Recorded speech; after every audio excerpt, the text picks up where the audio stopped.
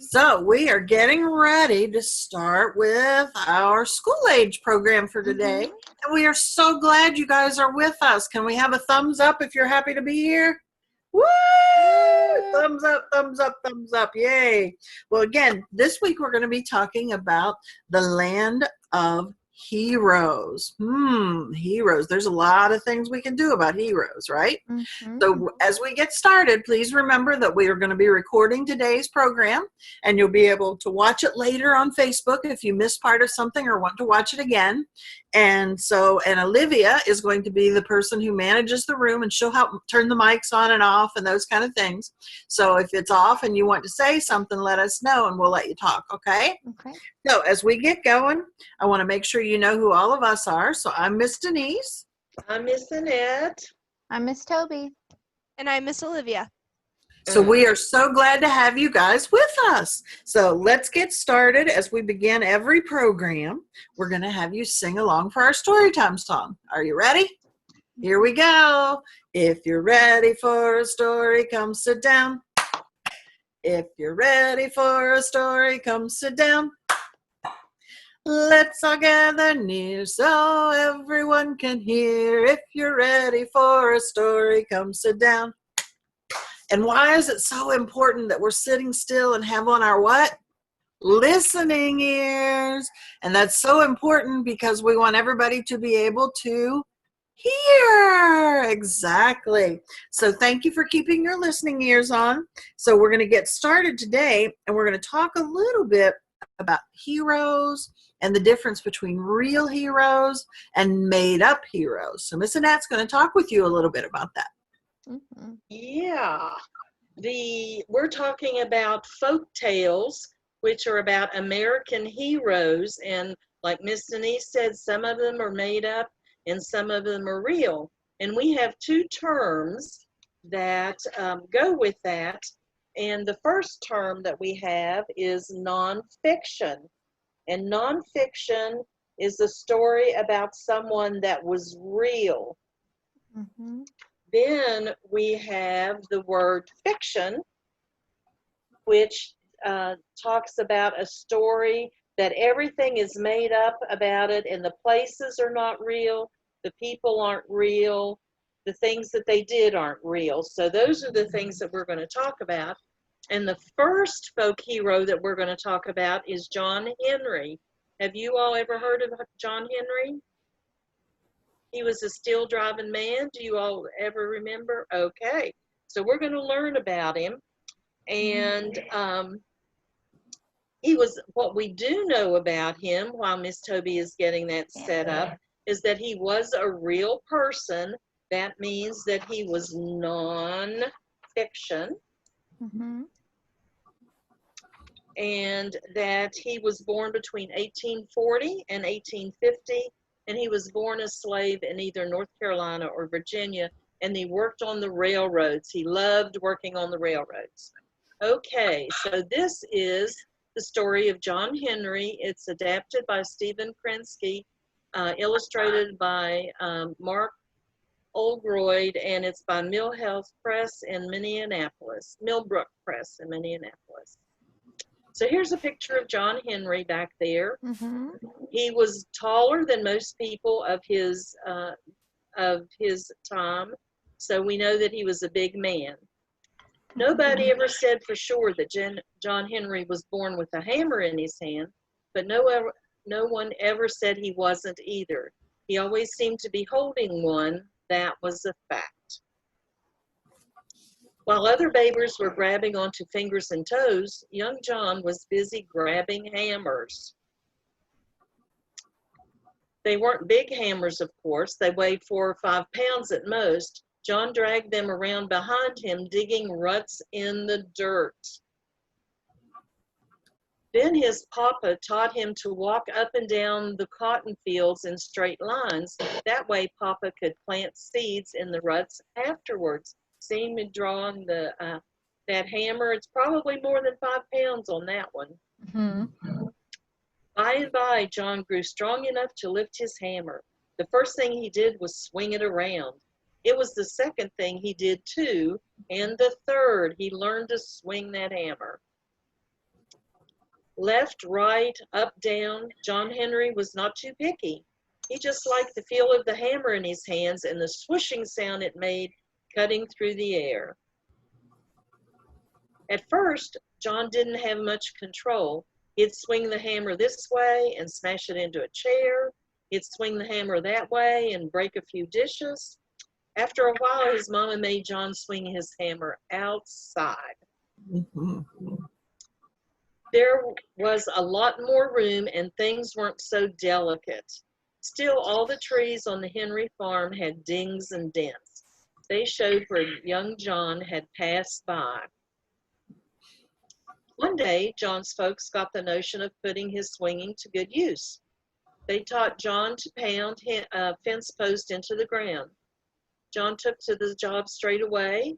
He started with the small picket fences. Soon he moved on to bigger things. Up and down the county, John went, planting fence posts where they were needed.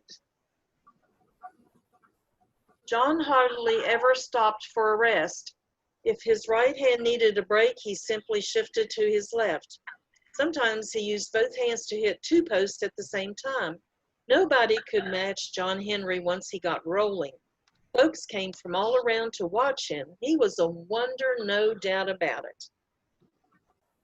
Following the tracks. John Henry liked building fences, tall or short, picket or post. It made no difference to him. All he wanted was to stay busy. Folks could hear John whistling as he marched to work. He probably whistled at work too, but it was hard to be sure. John's pounding hammer made so much noise. There's a picture of him again. As an adult, we'll see he's got his two hammers and he's got all the wood fence posts on his back. He was a big man. Around this time, the railroad began to cut through the countryside. The railroad had to be built track by track. The railroad company was always looking for a strong man who could pound a hammer. It was hard to miss John Henry. He stood a head above most men. Rocks looked soft next to his muscles in his arms. The railroad's foreman was in charge of the workers. He had already hired some powerfully strong men. One fellow could split nails into a board so hard that he didn't need a hammer. Another worker was so strong that he bent a rail into a heart for his favorite gal. He could do it with his hands. But nobody could match John Henry. His job was to pound stakes into the ground or solid rock. When the stakes were removed, they left behind holes. Other workers filled the holes with explosives, dynamite, and each blast blew away part of a hill or mountain in the railroad's way. Other men needed 4 or 5 whacks to drive in a stake. John Henry and his 14-pound hammers needed only 1. Swish went the air as John's hammers swung down, clang with the stake as the hammer drove it home. The ground shook from the blows in every direction. Folks didn't know better. They thought a giant was passing by. Once John found his rhythm, his hammer heads glowed burning red. A few even melted right off their handles. When John remembered, he cooled off his hammers in a lake or stream. Sometimes the stream rose so high people feared a volcano had erupted.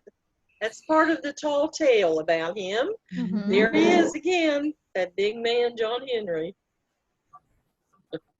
John loved working for the railroad. He liked seeing the tracks grow across the countryside. Each night he went to sleep dreaming of the trains to come, and each morning he awoke ready to make that day come a little sooner. Thanks to John Henry, the railroad was laying down track way ahead of schedule. John was never one to brag, though. He let the sound of his stakes do his speaking for him. Of course, not everyone gave John Henry credit for doing all the work himself. Some people said the rocks were afraid of him. They claimed that the rocks scattered in nervousness just as the news that John was coming. John Henry only smiled when he heard such things. If he knew better, he kept it to himself. But ordinary rocks were not John Henry's only problem. Looming in the distance was the Big Bend Mountain, and we'll learn a little bit more about that in just a minute after the book's finished. It was too big to go around, and it was too steep to go over, so all the railroad could do was keep going straight. That meant digging a tunnel right through the middle. Now, Big Bend Mountain wasn't the tallest mountain anyone had ever seen, and it wasn't the widest, but everyone agreed right off that it was the most ornery mountain east of the Mississippi River. The first time someone tried to pound a stake in it, it snapped in two.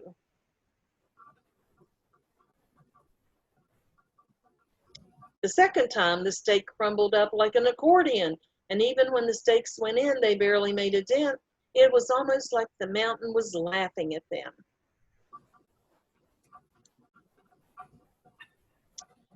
More than 2 years went by, and still the tunnel wasn't done. John Henry himself was clearing 10 to 12 feet a day. The air was filled with dust and smoke. It was so hard to see. The workers never knew if the sun was shining or not. On rainy days, the soot and mud stuck to everyone.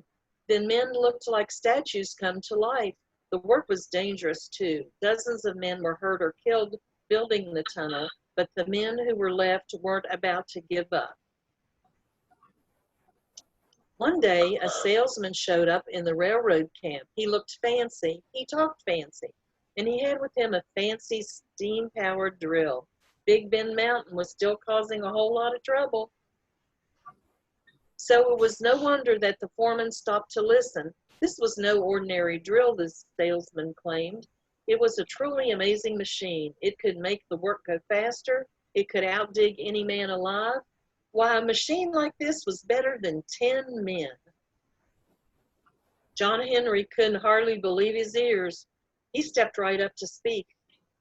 A machine couldn't be part of the team, he said, and it took a team to build a railroad. The salesman had said the machine could beat 10 men. How about just one? John would like to see the drill try to beat him, so the railroad set up a contest to see who was right. How many 3-foot holes could John Henry and the drill make in 1 hour? The whole camp gathered round to watch. The salesman ran the drill down one track, and John Henry began pounding his 14-pound hammers down the another. They went at it all morning. The steam-powered drill hissed and whined like a caged animal. John Henry was quieter. He whistled softly in rhythm with his blows, but the sweat washed down his back, made little rivers in the dirt. Soon the dust rose up as thick as a deep fog. It was hard to see clearly, but everyone could still hear the cold steel of John Henry's hammers and the whirling of the steam drill. At noon, the contest ended. The dust settled. All holes were measured. The steam drill had dug 3 holes as round and clean as you please. But John Henry looked back over 5 holes of his own. That made him the winner. John Henry raised his arms in victory. His fellow workers stomped and cheered, but the price of winning was high. Even before the last cheers passed away, John staggered on his feet. The crowd grew suddenly quiet. John took one more step, then he fell to the ground.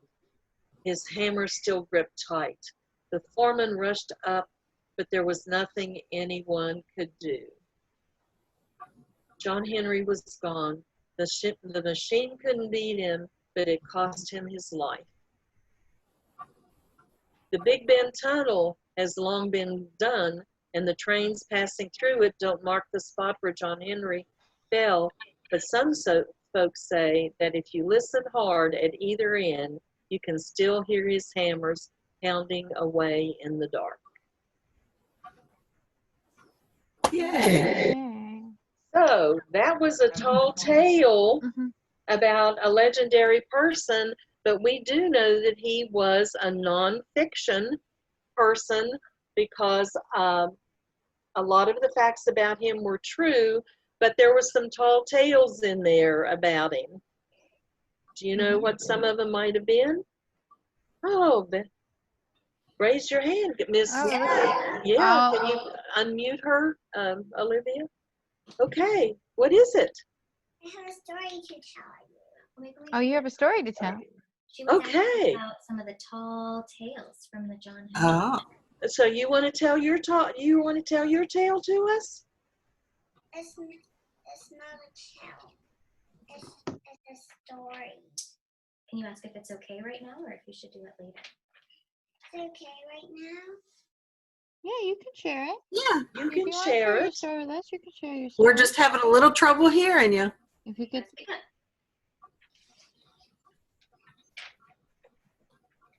Once upon a time there was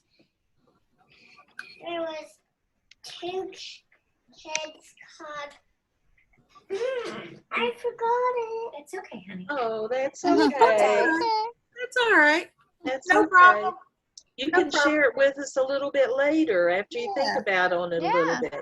That's fine. But John Henry was a person that lived back in the 1800s, and he was a person that actually lived, and he did work on the railroads. And what was interesting is that when we were putting this story together, on Sunday, June the 7th, there was a big front page article about John Henry and the state park that they're working on down in Talcott, West Virginia, which is in the southern part of the state. And it's a 2-hour drive down there. And there was this article about him and how they're doing it. And actually, you can look through the Big Bend Tunnel. They're not using it anymore, but you can look at it from one end to the other. And it's really a neat place to go. So we're going to share a link with you at the end of this if you all would like to take a day trip to go see where John Henry built that tunnel through a West Virginia mountain down there. Mm. Okay, All right. so we're going to have a little activity for you all to do. And Miss Toby is going to put up a picture of someone. And Yes. you're going to tell us, Miss Denise is going to give you directions, and then after I read something about them, you're going to tell us which one you think is right, and then we'll let you have the correct answer. How's that?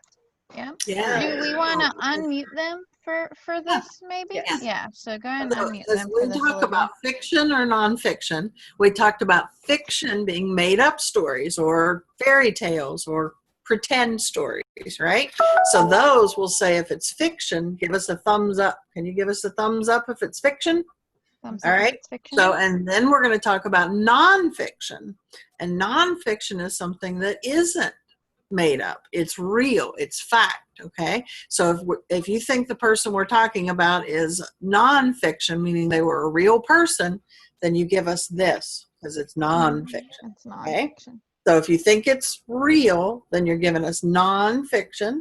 And if it's made up, it's fiction. Okay. Okay. Is everybody ready? Okay, Ready? so we're going to show you the faces now, and Miss Annette's going to tell you a little bit about these different people. Right. So our first person is Johnny Appleseed. Wait, is that real or not real? It's Down real. is not real. Down is not. Down is real. Down is real. nonfiction. Okay. Well, Toby, there's like a black screen across the. Yes. It's glitching. Oh, I'm not sure because to me it looks normal, so I don't know There how to it fix goes. that. There it is. There it is. Okay. So this is a picture of Johnny Appleseed. And you already made your responses. I was looking at the picture. Miss Denise, did they get it right? Yes, they did. They did. Okay. Nonfiction. So nonfiction. The answer. I know. So his real name was John Chapman, and he was born in 1774. And he planted apple trees in Pennsylvania, Ohio, Illinois, Indiana, and parts of Ontario, Canada, because that was considered the West back when he was living. He planted nurseries of apple trees, but they weren't eating apples like we know today. they were apples that you made apple cider out of, which was the drink that most people had for their meals at that time. And they made applesauce and apple butter to put on their bread and apple pies. But the pot that he wore on his head in the picture was really a tin hat that he had made with a handle, because he would cook his meals on that, and for easy carrying, he just put it on his head. And he also, we know for a fact that he went barefoot a lot, and that most of his clothes were worn out. Okay, All right. so let's see. So who's next? Our next person here is Pecos Bill. Is he fiction, which is thumbs up, or nonfiction, which is thumbs down? What do you think? What do you Is he think? fiction, nonfiction? Fiction. Looks like we've got a split jury on that one. We have some Ooh. fiction and some nonfiction. Okay, Well, Miss All right. Annette, tell us about him before we tell whether he's fiction or nonfiction. okay. Pecos Bill used a rattlesnake as a rope. His favorite food to eat was dynamite, and he used that lasso to catch a tornado. Okay, so do you still think he's fiction Or or non. nonfiction? Real good. All right. So okay. Still a he split. is fiction. We're still a little split down there, but he is fiction. He is made up. He's a Okay. made up story. Okay, we got our next one, Toby. Who's our next All one? right. Our next one is Miss Calamity Jane. Do we think that she Okay. is fiction, which is Fiction. thumbs up, or nonfiction, which is thumbs down? I see a bunch of thumbs down over there. Okay. All right. Let's see, Miss Annette, tell us Alright. about her. Her full name was Martha Jane Cannery. She was born in 1856, and she was known for wearing men's buckskins, which is leather clothing. She was a real good shooter. She learned when she was a youngster to put food on her family's table, and she was a friend of Wild Bill Hickok. Okay, so And she is nonfiction. They'd already had it, but she is nonfiction. That she was a real person. She was yeah, a she real was person. real. Absolutely. All right. Stop share. You all did really well on that. Yeah, you did. Absolutely. Okay. So let's think about fiction and nonfiction, about some of the books you may read from time to time. Has anybody ever read any of the Piggy and Elephant books? Have you read Piggy and Elephant? Piggy and Elephant is so much fun. Yes, So if you think it's about a pig and an elephant who talk, so do you think that's fiction or nonfiction? So That's Piggy fiction. and Elephant, yep, they're fiction. Very, very good. Good job. There's a book that we have that's called Who Was Rosa Parks? So let's think about, do we think that that's a book about a real person? So would it be fiction or nonfiction? Who was Rosa Parks? Would it be Nonfiction. okay? It is. Mommy It's got it right. Mommy got it right. It's nonfiction. Good job. She was a real person.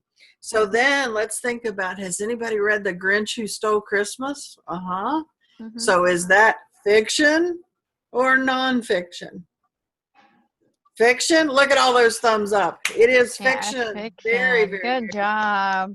So remember, Kevin, you were asking about the clues for what we had this week, and Miss Annette had different things for us. So she's going to talk about the toilet paper roll and the oven mitt. So is everybody ready to hear about what she's got? Yeah. Okay, Miss Annette. Yeah.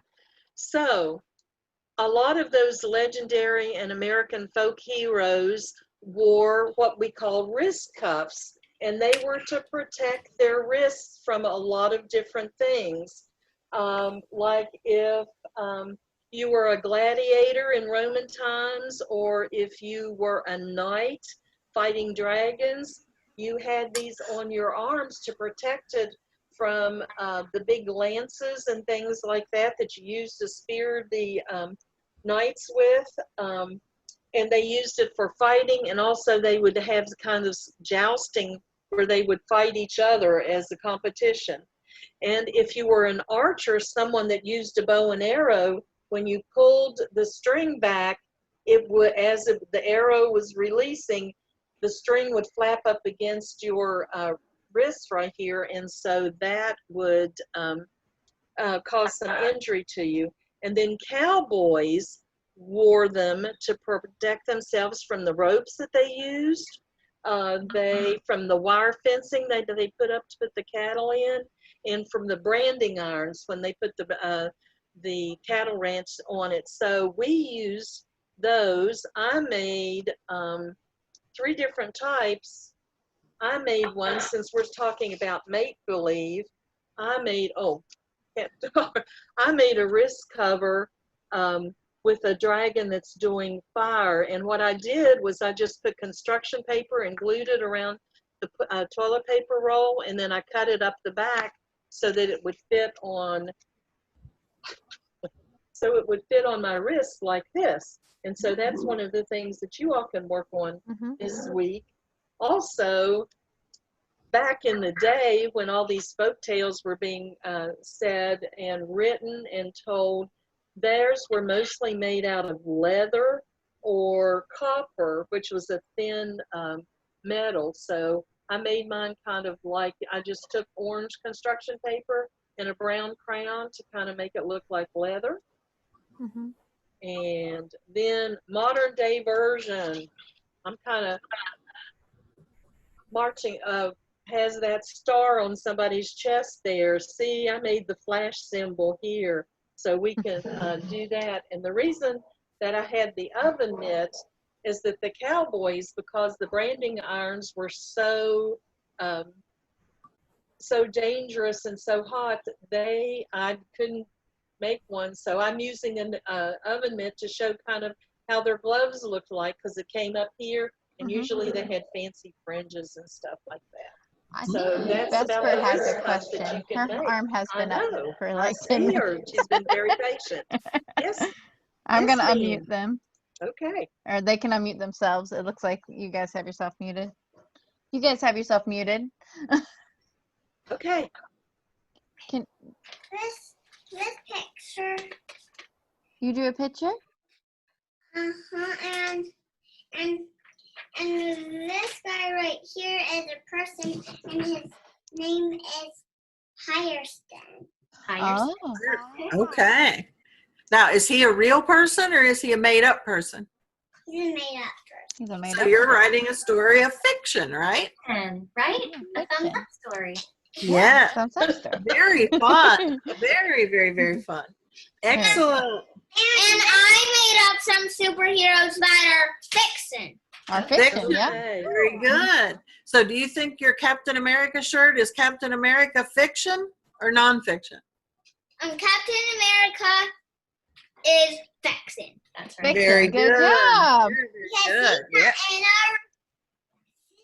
Yeah, he's not in our real world. No, he's not in the real Nope. world. Yep.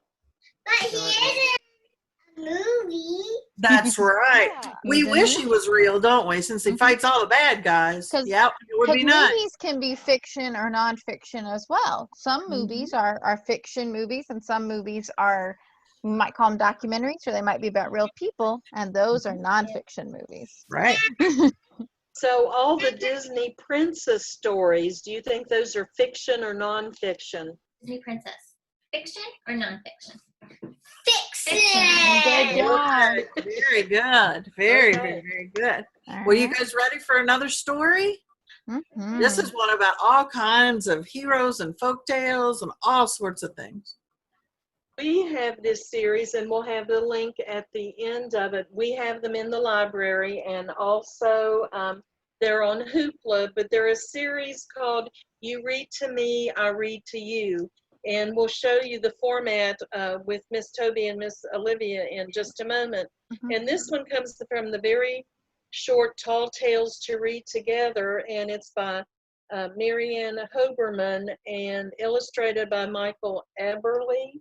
Mhm. And it is published by Megan Tindley Books for Little Brown and Company in New York. Very And good. so it's a 2-page shortened version of a lot of the fairy tales and folk tales. So we think you'll enjoy this one. Yes. Okay, Miss Toby and Miss Give me- Olivia. Just a minute. Let me leave our nonfiction story here and pull up right here. Okay. So this is the story of Paul Bunyan. I am the mighty Paul Bunyan, best logger of all. When I bellow timber, then 20 trees fall. You've got to be lying. That cannot be done. You cannot cut 20 at once, only one. Not when you're Paul Bunyan. I swing my axe around, and 20 tall pine trees all fall to the ground. I do not believe you. Your story's too weird. Well, how do you think all the prairies got cleared? You're claiming you cleared them? You're claiming that too? I am, and that's not all Paul Bunyan can do. I dug the Grand Canyon. Now that tale's too tall. You dug the Grand Canyon. You've gone too far, Paul. Not when you're a giant. The day you were born, 10 storks had to bring me that Maine winter morn. 10 storks for one baby? 10 storks brought me there. My weight set a record, 100 pounds bare. Your tales are impossible. Worse than I feared. And what's better yet, I was born with a beard, a bushy black beard that they combed with a rake. A beard on a baby? Well, that takes the cake. And then when I was 20, the snow came down blue. I heard someone crying. So what did you do? I dug through a snow drift, through ice and through rocks. And guess what I found there? A blue baby ox. Your stories grow stranger. An ox that was blue? A blue ox named Babe, and he grew and he grew. And now we're best buddies, and we log near and far. Wherever there's timber to fell, there we are. Your tales are amazing, as tall as a tree. I'll read them to you, and you'll read them to me. Now, what do you think of him? Paul Bunyan is a story that a lot of people know the history of. So he was born and weighed 100 pounds, and he had a beard, and he cleared the Grand Canyon. So do we think he's fiction or nonfiction? What do you guys think? Fiction or nonfiction? Okay, I think we got to split again. We do. Okay. He's fiction. Fiction. Yes, absolutely. Those are the tall tales of Paul Bunyan. Mm-hmm. So a lot of times when the people told the tall tales, there might have been somebody that did a lot of things like that and was a big burly logger and cut down trees, and they just started making stories up about them, and that's how we come up with the tall tales. So yeah. All right, so the next thing we're going to talk about is how you measure. Remember Paul Bunyan's cutting down those trees? I wonder how old trees are. Do you know how old trees are? I bet Miss Annette can tell us how you figure out how old a tree is. Yes, Miss Toby has a picture for you Yes, all I to do. look Let me at, share and it we'll with also, you. so that you can do this in later this week if you would like to go out and try it on your trees. This shows the. Oh, this one. Sorry, wrong picture. That's okay. Let me grab the other one about trees. We have lots of Okay. pictures about trees. The picture that she has had up just tells you about the ages of the trees and spring and summer growth on them. But what you can do is you can just take a piece of string like this, just any string that doesn't have a lot of give in it, and about 3 feet up from the ground, you're going to take this around and measure around the total length around the tree, and just use a marker or something to mark it so that you can use a ruler or a yardstick to measure it after you bring it in the house. And for every inch, that is a year of growth, approximately a year of growth. So I did the experiment earlier this week, and I have a sugar maple on the front of my yard, and I measured it around, and it was 115 inches around. So that means it's approximately 115 years old. Wow. I know from the neighbors, they told me that the tree was at least 100 years old, so I know that that's approximate. But the thing that really caught my attention is there's an apple tree in my yard, and I measured it, and it was 41 inches round. So that meant that it's 41 years old. And I know that for a fact because my son will be 41 years old in August, and we planted that tree the month that he was born. So I was kind of amazed by that was accurate, but a lot of things can happen to trees. So this is an experiment that you can do just to see whether you or your grandparents or one of your neighbors will allow you to do that, just to get an estimate of how big the tree is. So that was fun to do. Also, Miss Toby has another picture of it. The barks, I can't remember if you did the bark Bark side by rubbing. side. I got it. Yeah. Okay. So This is called a bark rubbing. And, oh, I thought you had the pictures of I don't have two. those. I just have the one of how to do it. Yeah. Okay, I thought I'd sent those to you. Okay. Nope. So what I did was I took a crayon and the paper out, and I just rubbed the crayon around it like this, and I did this on one side. And I don't know if you can tell the picture or not, but it's different. This is the side that gets the most of the weather, the wind and the rain. And this is the side that just gets regular things going on with it. So that's something else that you all can do with it. Yeah, so that's interesting to see what kind of designs you can make from the bark of a tree. So there's all kinds of fun things that you can do, and we hope you enjoyed learning about some of the tall tales and the heroes out there. So as we finish up for this week, Annette's going to give you your teaser for what we're going to have for next week. So Miss Annette, you want to show them what we'll have for next week? A rock. A That's rock. amazing. And then Oh, aluminum foil. ooh. So We're going to do some fun things. Yes. Next week we were talking about the land of make-believe. So we're going to use aluminum foil and a rock. Now, when we say something's make-believe, does that mean it's nonfiction or fiction? Can you tell us, is it nonfiction or fiction? Make-believe? Fiction. Yes, it is fiction. Absolutely. Fiction. Very good. So as we get ready to finish up, Miss Toby's going to share with us the secret word. Yep. So the secret code for this session. The secret code for this session is Land of Heroes, in all capital letters, Land of Heroes. I'm going to type it into the chat so that you can so you can copy and paste it if you need to. On over to OES, yes, okay.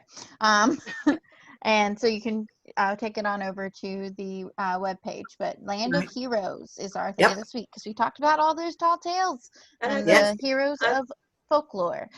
Miss Denise, I think before we leave, Miss Vesper has been having her hand up patiently. So where is she? Do we want to?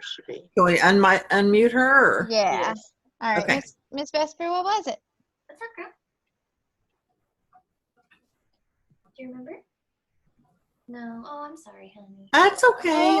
We're sorry. Okay. We're sorry. I So don't remember what we're going to have some links that we'll put up later. So there'll be some things you can check out, including the article from the paper about John Henry's Museum and what they're doing down there in the southern part of the state. So we have just so enjoyed having you guys with us today and sharing some stories and some fun. So as we get ready to finish up, we're going to sing our goodbye song. So are we ready? Miss Olivia is going to sing it for us this time. You ready? All righty. The more we read together, together, together, the more we read together, the happier we'll be. For your friends are my friends, and my friends are your friends. The more we read together, the happier we'll be. Yay! So we are so glad you came to join us today. Like I said, there'll be more information on the Facebook page with the links to some of the things we talked about. Don't forget to enter your secret code so that you have the secret code and get your ticket towards Prize Wall. And before we go, we know we like to finish up with a big library cheer with everybody. So is everybody ready to count together? All right, here we go. 1, 1, 2, 2, 3. 3. Library! Yay! Well, we have so enjoyed seeing you all. We'll have another program next Tuesday at 2:30. If you think of anything you have questions about, is everything going well with summer reading and logging your books? The program